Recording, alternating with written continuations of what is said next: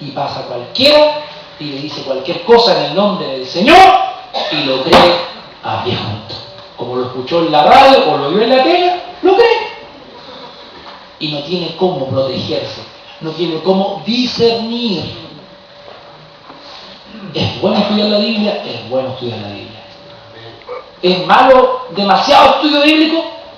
No es malo, hermano. Si las palabras de la Biblia son espíritu y son vida, nunca va a haber exceso de estudio. No, esta iglesia tiene mucho estudio. No. Conoceremos la verdad y la verdad nos hará libres. El versículo 5, sigamos avanzando. Dice que los falsos maestros son como los pecadores en tiempos de Noé. Se habla de que eran burladores. Versículo 5 dice: y si no perdonó al mundo antiguo, sino que guardó a Noé, pregonero de justicia, con otras 7 personas trayendo el diluvio sobre el mundo de los impíos. Noé fue un predicador de la justicia de Dios. Eso lo dice Hebreos capítulo 11. Fue un tipo también de Cristo. El mensaje de Noé quizá era el más difícil de dar de todos los tiempos. ¿Ya sabe cuál era la predicación de Noé o no? Va a llover. El problema es que en ese tiempo no llovía, pero va a llover. Y la lluvia caerá. Cantaban unos cabros allá como 50 años atrás. Y la gente se burlaba de Noé. Va a llover. Y va a llover tanto que estoy construyendo aquí un arca que el Señor me mandó. No dice la Biblia que la gente se burlaba del libro de Génesis, pero podemos entender, y por las películas que quizás ha visto también, la gente quizás se reía. Usted ve las dimensiones del arca, las ha podido cuantificar. Era enorme el barco, tremenda cuestión ahí, haciéndola ahí con café, ahí con los hijos quizás. En la película sale que los animales traían pedacitos de madera, no sé si eso será verdad, los elefantes, ahí traían unas cuestiones. No dice nada la palabra de eso. Sí dice que Noé trajo un mensaje de justicia, pero también de juicio. Entonces estaba loco. Para el común de la gente, Noé estaba loco. Para el común de los mortales, los evangélicos, estamos locos, hermano. ¿Qué hablar de pecado?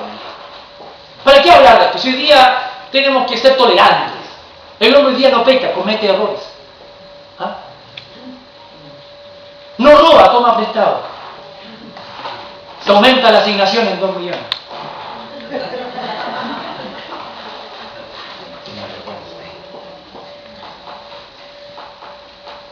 Noé se concentró en la fe, fue fiel al Señor, siguió entregando el mensaje, no dejó de construir el arca y fue salvado él junto a su familia.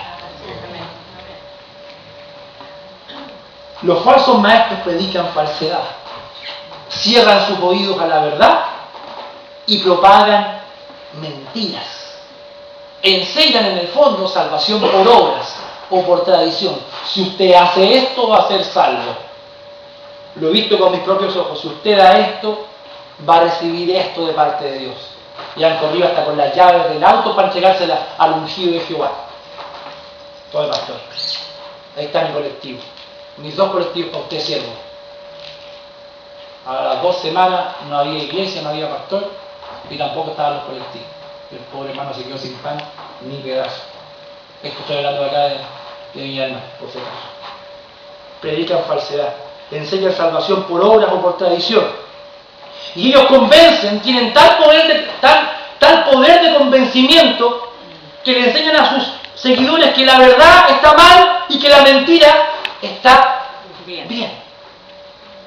Y creo que uno de los grandes errores, y esto lo digo con mucha responsabilidad, de los grandes peligros en que está cayendo la iglesia evangélica hoy día, es en el movimiento apostólico y profético de estos últimos tiempos.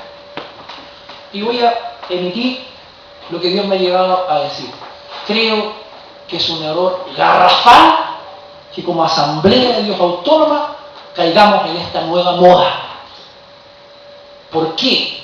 Porque el movimiento apostólico y profético tiene una esencia que es equivocada, que no pone el centro del Evangelio en Cristo, sino en el hombre.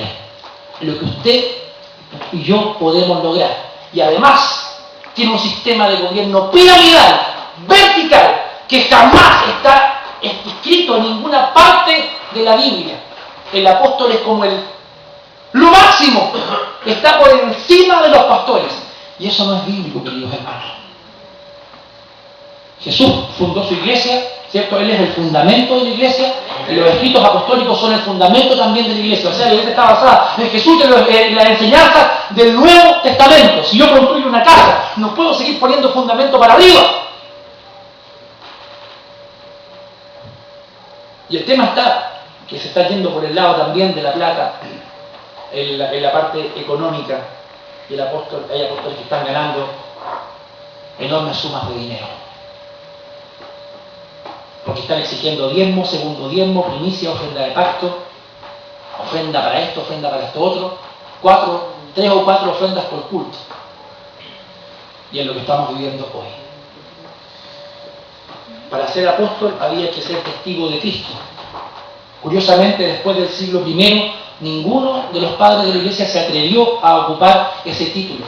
Si bien es cierto, solamente una vez, esto lo digo como paréntesis, cuando muere Judas, Pedro, que asume un liderazgo dentro de los apóstoles, dice a los que estaban ahí reunidos que teníamos que reemplazar el puesto de Judas. ¿Se acuerda? Esto es capítulo 1. Y tenían a 2 personas, a Matías y a otro llamado, ¿se acuerda? Baxa. ¿Ah? Sí, era así. Y dice que la elección, yo creo que incluso aquí nos sorprendería. Dice, oraron y después, ¿qué dice? ¿Cómo fue? Echaron suerte. ¿Cómo estaríamos aquí eligiendo un misionero?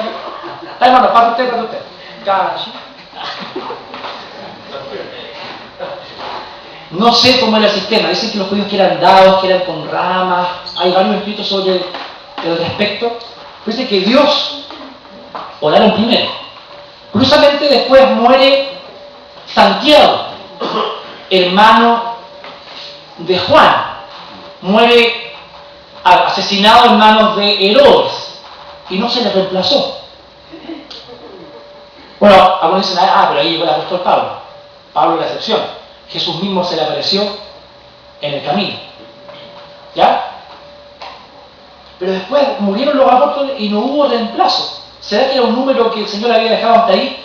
Aunque hay otras personas que también son considerados apóstoles. Está Andrónico, está Julia, está Bernabé, está Apolos, que eran considerados también como apóstoles dentro de la iglesia del siglo I. Pero después nadie se llamó así, porque eran el fundamento de la iglesia. Y hoy día algunos se levantan y se comparan con la autoridad de Pedro y de Pablo. Dicen que tienen tal nivel de revelación que está al mismo nivel de la Biblia lo que ellos pueden decir. Creo que eso es un error grave, eso es una herejía que puede causar tremendo daño a la iglesia a nivel nacional, y ya lo está causando, porque ha sido más de división y destrucción todo este movimiento que bendición para el cuerpo de Cristo.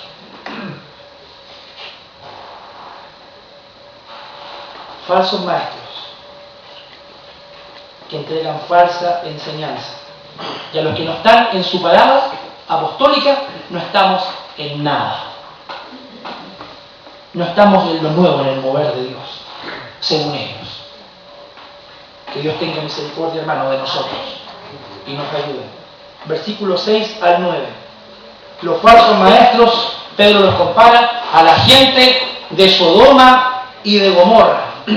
Y si condenó por destrucción a las ciudades de Sodoma y de Gomorra, reduciéndolas a cenizas y poniéndolas de ejemplo a los que habían de vivir impíamente, y libró al justo Lot, abrumado por la nefanda conducta de los malvados, porque este justo que moraba entre ellos afligía cada día su alma justa, viendo y oyendo los hechos inicuos de ellos, sabe el Señor librar de tentación a los piadosos. ¿Termina ahí el versículo? No. Una parte que no me gusta mucho. ¿Y qué dice? ¿Y reservar a quién? A los injustos. ¿Para qué cosa? Para ser castigados en el día del juicio. Misericordia. Estos enseñadores rechazan incluso la moralidad bíblica.